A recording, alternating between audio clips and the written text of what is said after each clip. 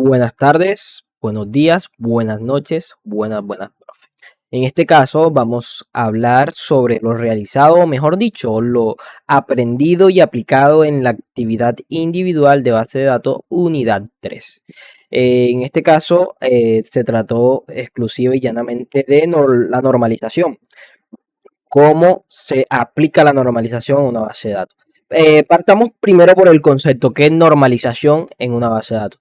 La normalización es un proceso, sí, es un proceso más allá de, pues, hay algunas personas que le pueden llamar buenas prácticas, pero no son prácticas, sino procesos, porque van escalados y tienen un fin, ¿sí? Las buenas prácticas son costumbres o tradiciones óptimas o mejores de hacer las cosas. Esa es la diferencia entre procesos. Procesos no son condiciones óptimas de hacer las cosas, sino son acciones secuenciales que ya están estrictamente calificadas o limitadas, ¿sí? Por eso es que la normalización es un proceso, porque va de un lado hacia otro linealmente, ¿sí? Entonces, este proceso de normalización consiste en reducir las ambigüedades, ¿sí? Y las anomalías, dando así una estructura lógica, coherente y robusta a una base de datos. Vale, pero ¿qué es esto de reducir anomalías? ¿Qué es esto de reducir ambigüedades? ¿Qué es? Cuando nosotros construimos una base de datos, estamos formando un esquema en donde los datos tienen un objetivo y tienen un flujo. Cuando hablamos, en este caso, de bases de datos relacionales, las relaciones tienen un flujo a través de las primary keys y las foreign keys, ¿sí? Que son las encargadas de hacer las conexiones. Las primary keys son las llaves primarias y son las encargadas de identificar valores inequívocamente. Es decir, en una tabla de estudiantes donde hay 1500 estudiantes, la primary key de un estudiante va a ser la encargada de seleccionar a un estudiante inequívocamente. Eso es en resumen la primary key. Y la foreign key no es nada más y nada menos que una llave de referencia. Esta llave se conecta a una primary key. Quiere decir que la foreign key va a obtener el valor de una primary key, ¿sí? Pero ¿para qué sirve esto? Bueno, aprovechando que por aquí tenemos nuestro modelo relacional viejito, ¿sí? Que la parte de la actividad era comenzar a comparar este con el nuevo que se hizo. Ahora vamos a mostrar el nuevo que se hizo. Pero este viejito, aprovechando que estamos aquí, vamos a hacer un ejemplo. Aquí tenemos proveedores y tenemos información de pago, ¿sí? Y quiere decir que un proveedor puede tener muchas informaciones de pago, teniendo en cuenta que puede tener varias, ¿no? Puede tener información de pago a crédito, a débito, puede tener varias cajas para pagar de contado, etcétera, etcétera, etcétera. Pero bueno, aquí lo importante es esto que dice PK, que es primary key, y esto que es FK, foreign key, foreign key. Como vemos, los proveedores tienen un ID, ¿sí? Que es una primary key, pero no tienen foreign key. Esto porque es una clase primaria o una superclase, por decirlo así, una tabla, es una entidad, ¿sí? No es una entidad débil. La entidad débil en este caso sería Infopago. ¿Por qué es débil? Porque depende exclusiva y llanamente de la existencia de otra tabla. En este caso depende de dos tablas, de empresas y de proveedores. Que por cierto, esto es uno de los datos que luego vamos a tocar en el desarrollo y la aplicación de la normalización a mi base de datos. Pero bueno, todavía no nos saltemos por allá.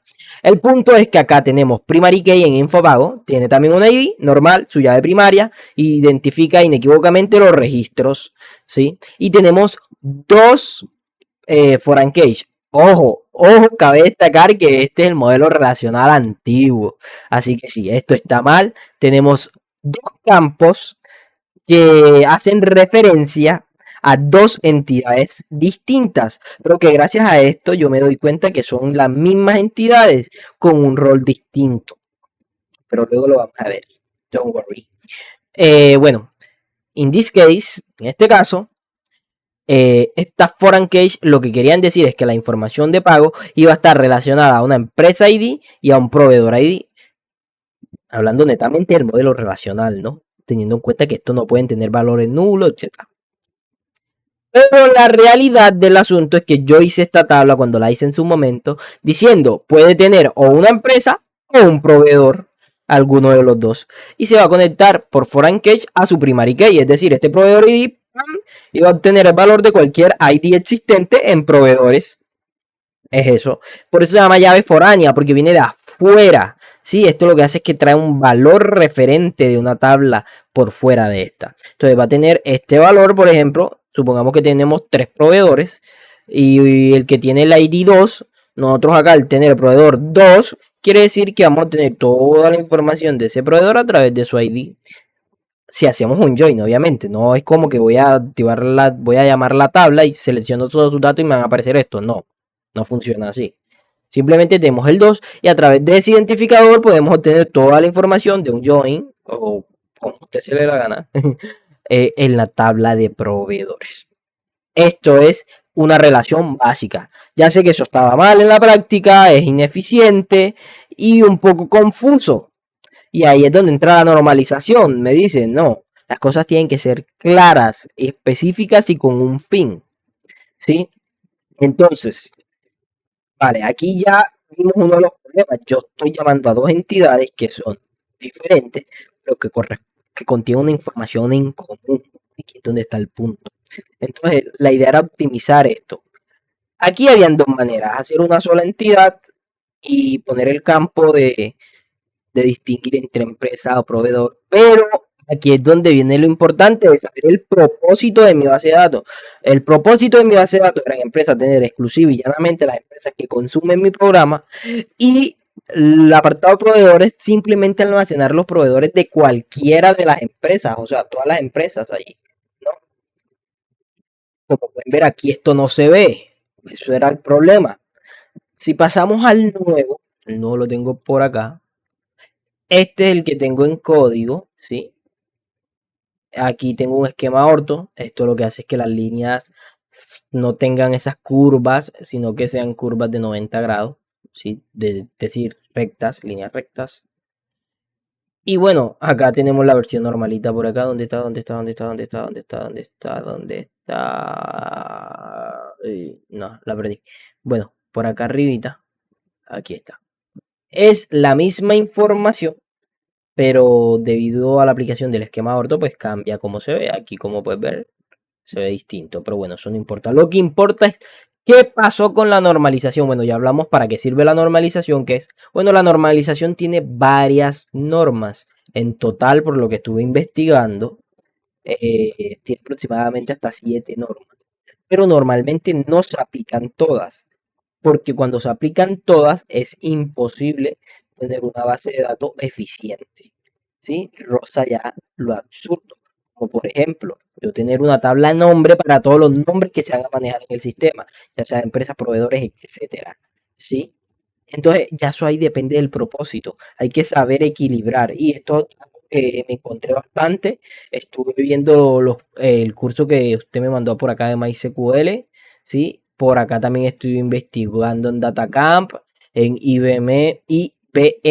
Yo no sé por qué siempre quiero decir IBM. Es IBM. También estuve leyendo un poco. Y lo que más me encontré es que hay que saber equilibrar.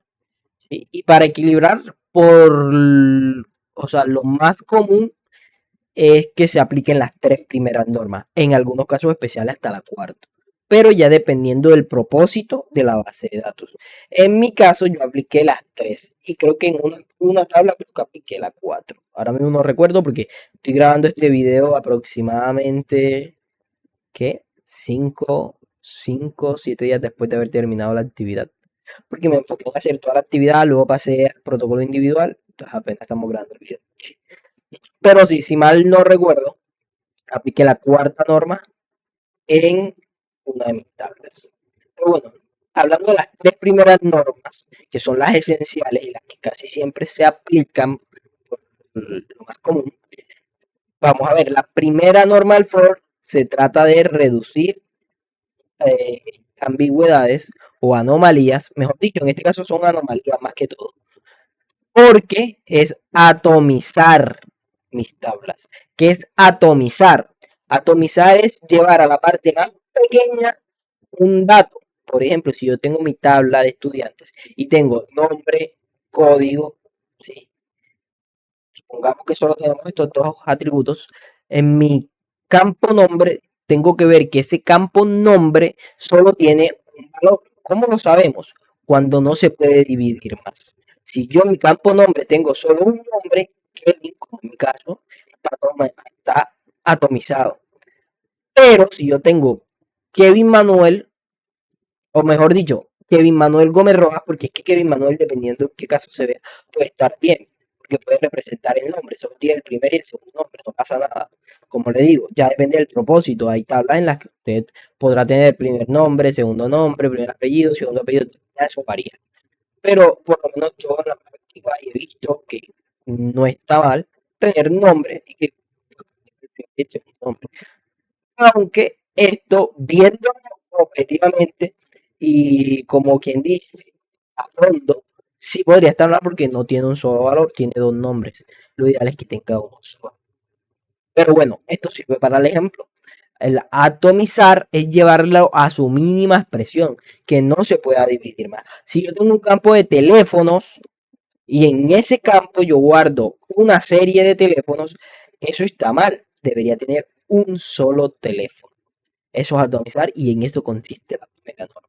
La segunda norma consiste en reducir, en este caso ahora sí, las ambigüedades, ¿sí? Tanto anomalías, porque estas ambigüedades generan anomalías, pero es que en la primera no es tanto ambigüedades, porque pueden haber casos que generen ambigüedades, pero por lo general lo que genera son anomalías, ¿sí? Aglomeración de datos, etc.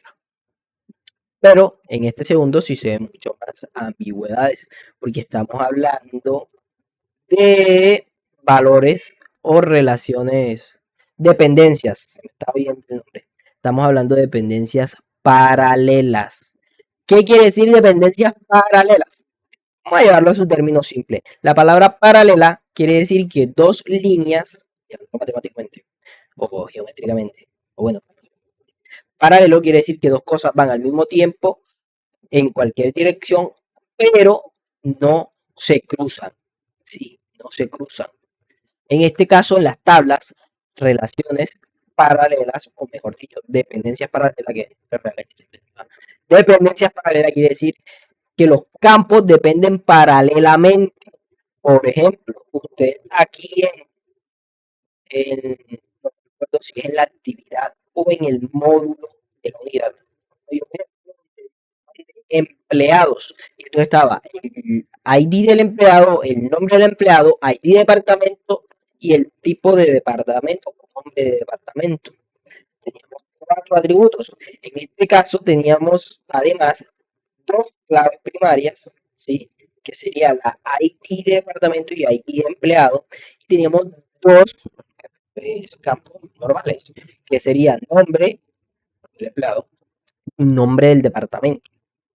Aquí habían dependencias paralelas. ¿Por qué? Porque el nombre del empleado no dependía de la clave primaria del departamento. Eso no tiene nada que ver. Y el nombre del departamento no dependía de nada del ID de empleado, tampoco tenía nada que ver. Entonces es paralelo, porque unos campos dependen de una cosa y otros campos dependen de otra. No, mejor dicho, para reducirlo. La dependencia paralela está afectando, o mejor dicho, dependencia paralela cuando el campo no depende 100% de la clave primaria o de la llave primaria. ¿Sí? Entonces, ¿esto qué problemas genera? Primero, la mala estructura de la información. ¿Sí? Está mal estructurada porque una tabla va a una entidad, puede contener información sola y exclusivamente de la entidad. Y aquí teníamos a dos entidades, teníamos departamento y teníamos a empleado. No pasa nada si tienes dos entidades dentro de una, pero normalmente serían foreign cache, que serían referencias, pueden ser tablas pivote o tablas puente, las que contienen varias entidades y es para representar relaciones de muchos a muchos. Pero cuando estamos hablando de una entidad nada más, que no es una tabla pivote, una tabla puente, es una entidad como tal, no debería tener dos entidades ni dos claves primarias. Toda tabla debe tener una sola clave primaria, ya sea pues obviamente un solo campo, un identificador o una clave compuesta, que la clave compuesta normalmente se genera en las tablas pivotes o en las tablas puentes, ¿sí? No tanto en tablas de entidades. En fin, esto genera ese problema de estructura, además que a la hora de insertar datos van a ser repetitivos, porque se va a repetir el empleado, se va a repetir el nombre de departamento en otro empleado o el ID del departamento. Se va a repetir. Esto no es eficiente. ¿Por qué? Porque complica la consulta. Se ve confuso, se ve enredado. ¿Sí? Entonces la segunda normal form viene a resolver este problema. Por eso hablamos de un proceso y no de buenas prácticas, porque busca exclusivamente resolver problemas en específicos. Entonces la tercera norma, sí, la tercera norma es la de dependencias transitivas. Si hablamos de las dependencias parciales, ¿sí? Aquellas que dependen parcialmente de la clave primaria. ¿Qué quiere decir transitivas?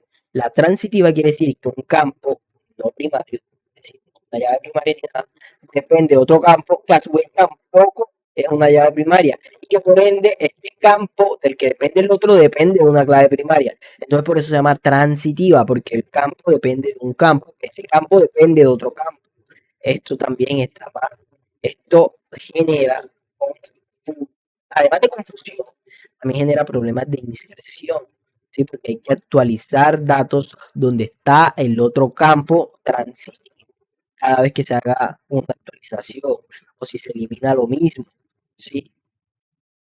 Entonces, esto es lo que consigue solucionar la tercera norma. Hay más normas. Yo apliqué estas tres.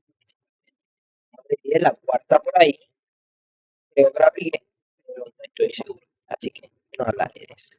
Entonces, en resumen, la normalización se va a problemas específicos de una base de datos, ataca esos problemas y reduce entonces las posibilidades de ambigüedades y anomalías, a su vez, anomalías de inserción, anomalías de inserción, etcétera, etcétera.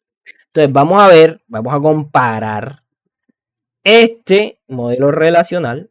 Aquí teníamos en total 2, 3, 5, 2, 7, 3, 10, 13, 15, ¿sí? 17, 18, 19, 20, 21, 22, 23, 24, 25, 26 tablas. Y si nos venimos por acá, ya la cosa cambia un poquito. Pues evidentemente no hay 26 tablas, ¿sí? Hay alrededor, déjenme ver que siempre se me olvida el número. Yo lo tengo por acá en mi tablita de comparaciones. Aquí está, 51 tablas. Casi, o sea, casi que se duplicaron las tablas. Intenté normalizarlo lo más que pude, pero a la vez sin perder el propósito y la eficiencia necesario para mi proyecto, ¿no? Y bueno, estas 25 tablas, muchas se hicieron para resolver más que todo la segunda y la tercera norma. La primera norma hubieron algunas. De hecho, la que más recuerdo es la de contratos, porque yo tenía una tabla contratos. De hecho, vamos a verlo acá. Por acá está, si no estoy mal, contratos, aquí está. Como puede ver, acá teníamos la tabla contrato, ¿sí? Que un empleado podía tener muchos contratos. Esto viéndolo desde el punto de que pues puede tener un contrato de un año, posterior a esto se le renueva el contrato y tiene otro, etcétera, etcétera. Y por temas de administración no se puede actualizar o sobreescribir un contrato que ya se hizo, sino lo que se hace es que se crea otro contrato. ¿Me entiendes? Entonces por eso la relación uno a muchos. La explico, ¿no? Porque de pronto tampoco es como que vaya a tener más de 3 contratos al mismo tiempo, sino que un contrato tiene un tiempo de validez, pero esto no significa que deje de ser del empleado. Sigue siendo el empleado aunque ya pasó. El punto es que aquí, si vemos el último atributo, dice cláusulas y tiene de hecho 1500 caracteres. Este es el dominio, ¿no? 1500 caracteres. Y aquí en su momento cuando yo lo hice yo estaba pensando, ok, puedo poner un campo cláusulas y que guarde todas las cláusulas que se le pongan en el contrato. Me parece lógico. Ahora que yo estuve leyendo de Normal Force, siguiendo sus indicaciones, sus consejos, yo me puse a pensar y dije, ven acá, esto está rompiendo la primera norma, porque esto no es un dato atómico, no debería tener cláusulas, debería tener una cláusula. Pero como puede ver, no, está todo en un solo campo. Si nos venimos por acá, pues, vamos a buscarlo. Eso sí, esto está más gigante, mejor dicho.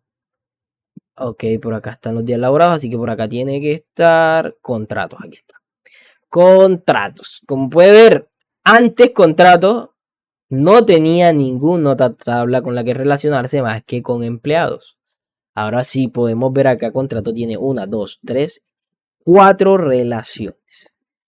¿En qué consisten estas relaciones? Bueno, la de empleados, que es la que ya estaba, en la que ya existía, pero cláusula, creamos una tabla de cláusula. Esto ya era más objetivo, ¿sí? Porque, o sea, las cláusulas se guardaban en un lugar aparte, tenían un ID para reconocerse, tenían una descripción de qué se trataba la cláusula, ¿sí? Y tenían el contrato al que pertenecía la cláusula, como podemos ver aquí, contrato ID. Esto es una llave foránea que se va a relacionar con la primary key de contrato, ¿vale? Esta primary key de aquí sirve si en algún momento necesitamos extender esto y conectar tablas o crear relaciones hacia cláusula. Además de que la búsqueda de una cláusula en específica se puede buscar a través de su primary key.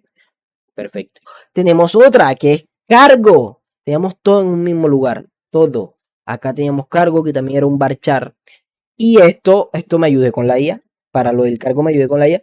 Porque yo estuve pasando mi normalización a Gemini Pro. Yo tengo Gemini Pro. Estuve pasándola y yo le dije que tal vez esta normalización, ¿crees que está bien? Y me dijo, el cargo, el campo cargo, al tratarse de un elemento que hace parte de la lógica de negocio, no puede estar abierto a alteraciones. Es decir, no podía tener cargo abierto a que se suba lo que se le dé la gana a todo el mundo. Prácticamente, como yo lo tenía, una persona podía poner técnico, ¿sí? Con C, y otra podía poner técnico con K, etcétera, etcétera, etcétera. Entonces, esto estaba mal. Por ende, yo me dije, ok, si está mal, entonces, ¿qué tengo que hacer? Y me dijo, deberías usar tablas catálogo. Al momento yo quedé como, porque yo había escuchado algo de tablas catálogo, pero la verdad no le había prestado atención. Entonces, las tablas catálogo son aquellas que contienen información que se va a usar dentro de la lógica de negocio o que se va a usar en varias entidades. En este caso, solo se va a utilizar el cargo dentro del contrato, pero hace parte de la lógica de negocio.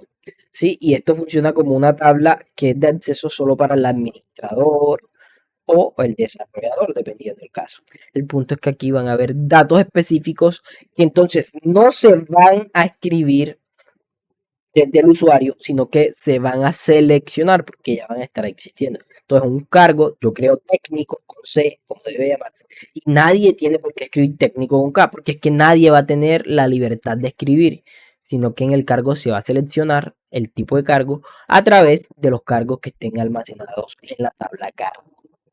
¿Vale? Ahí se aplicó entonces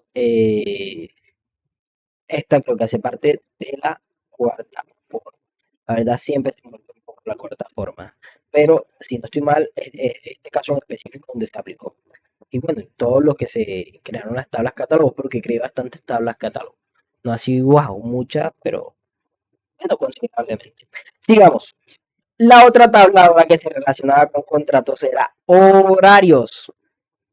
Porque yo tenía horarios, así como un campo, ya está, que se meta todo ahí, venga, adentro allí en la tabla de contratos. Pero no, horario cumplía con todas las características para tener su propia tabla, porque no era un dato atómico, no era un dato atómico, y este me di cuenta después, de hecho, después de hacer el de cláusula, porque no me había fijado, después que hice el de cláusula, yo que hice horarios,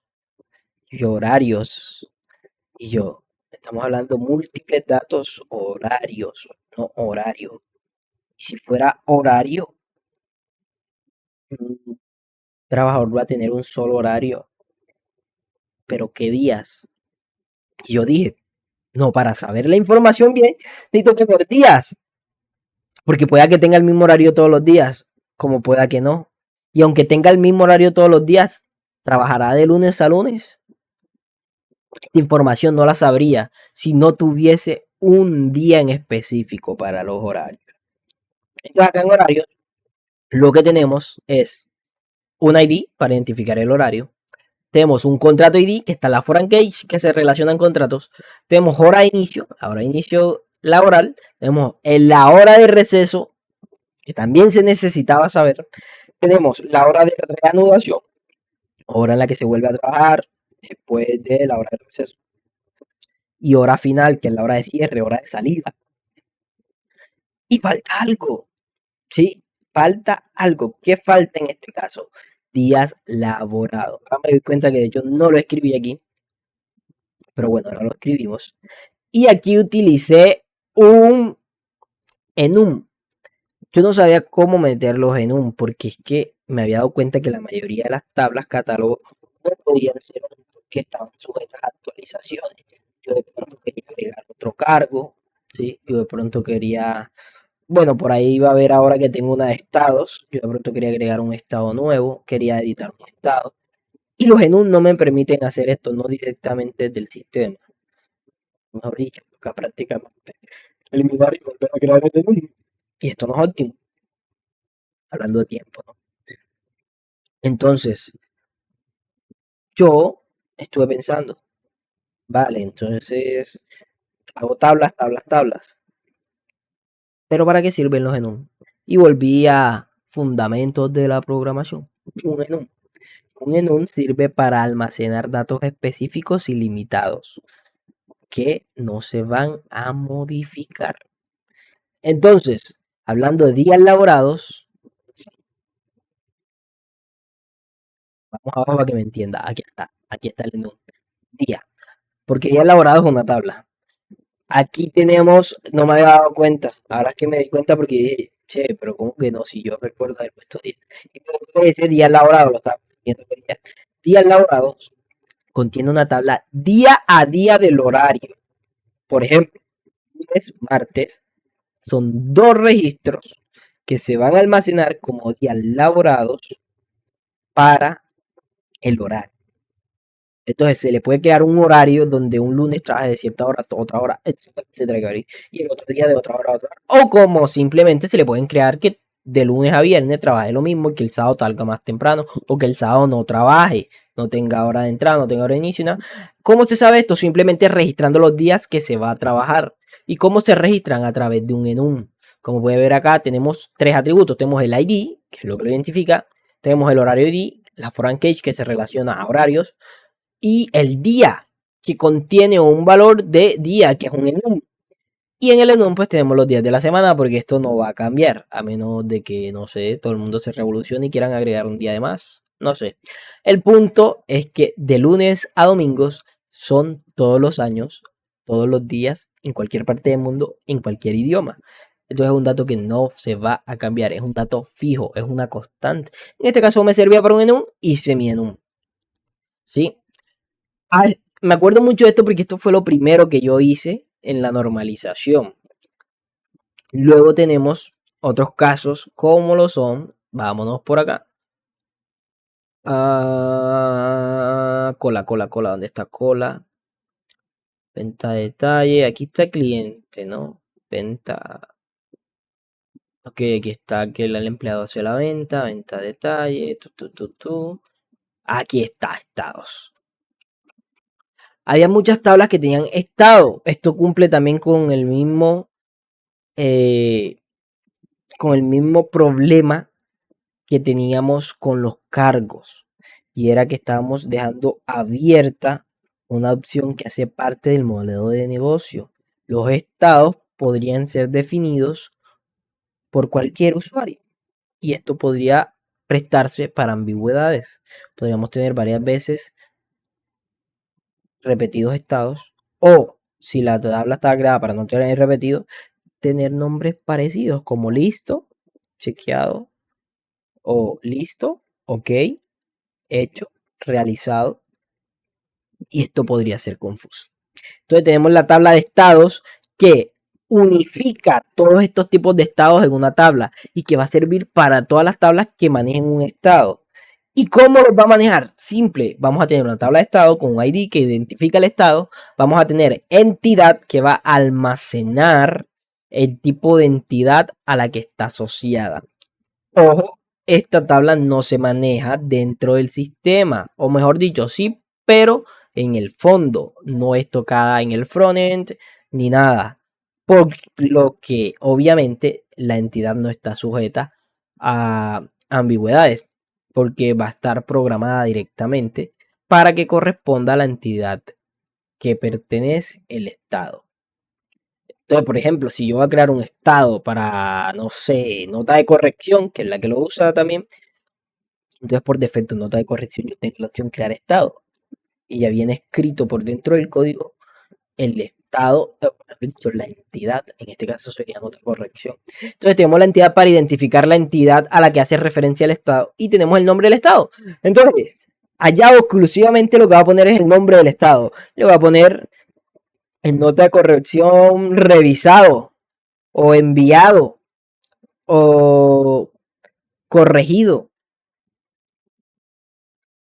Y van a salir entonces entidad, nota de corrección, nombre, listo, corregido, etcétera. Y así para todas las tablas, como lo son cola del cliente, servicio realizado, o mejor dicho, servicio de detalles, la venta de un servicio.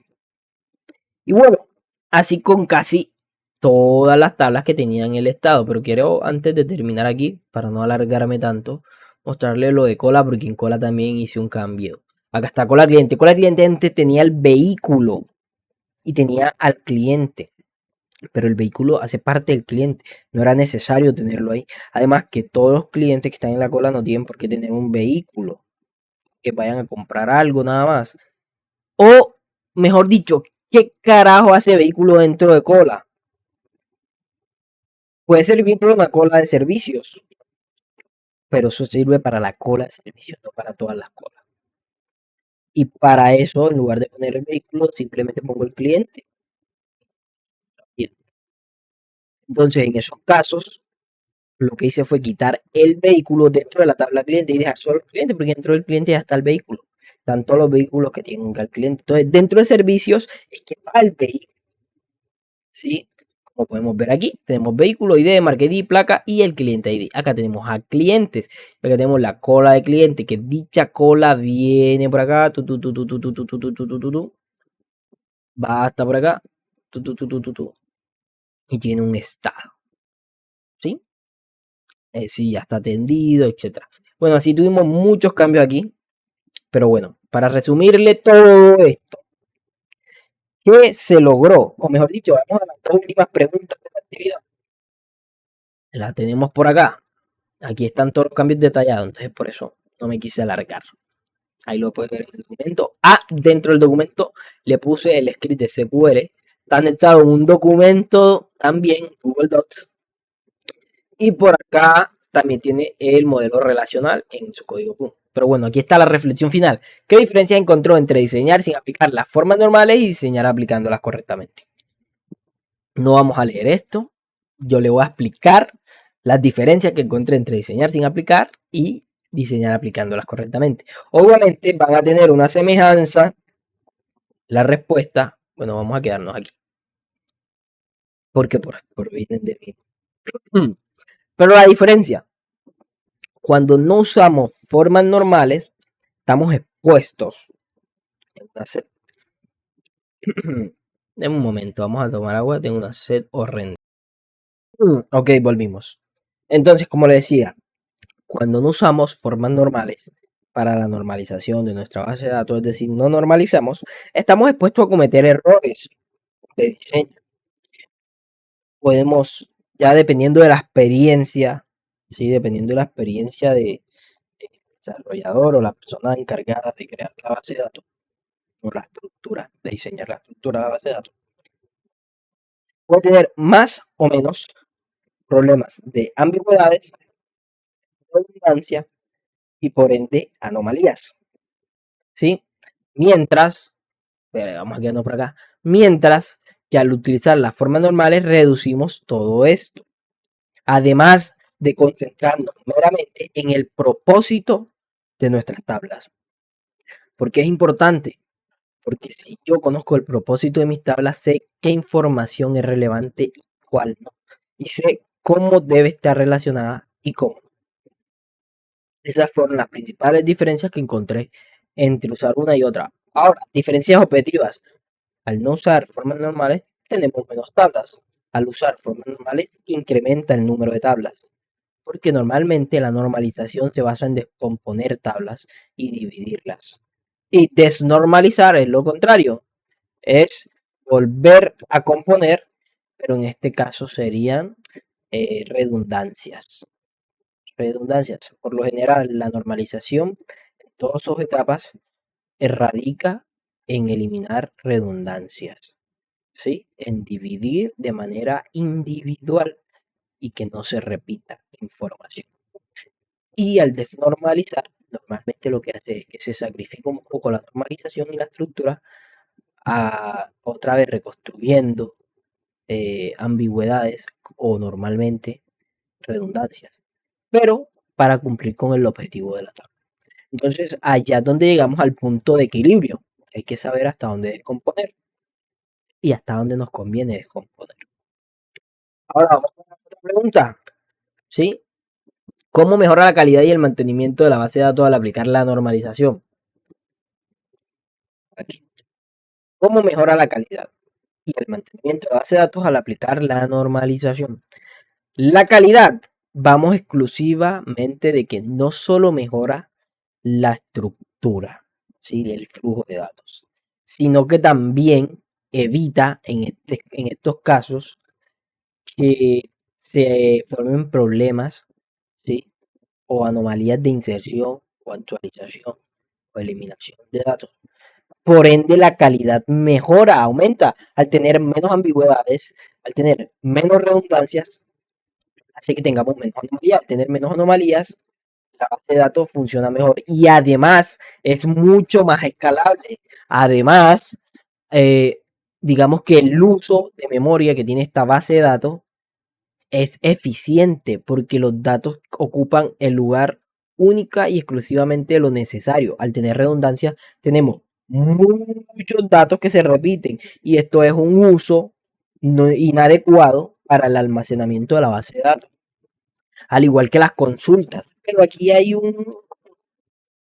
si el equilibrio se hace de forma bien, no vamos a tener muchos problemas con consultas. Muchas veces podemos usar índices para optimizar los tiempos de consulta.